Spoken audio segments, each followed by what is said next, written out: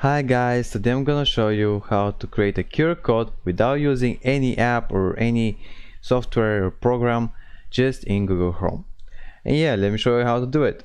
So first, let's choose some random URL that we want to turn into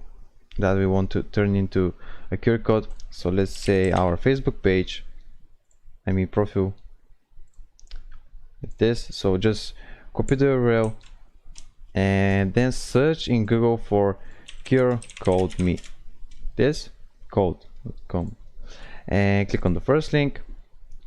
And yeah, so as you remember, I copied a URL, so that is why we choose URL. Yeah, so paste the URL here and then click on download, click on GPH,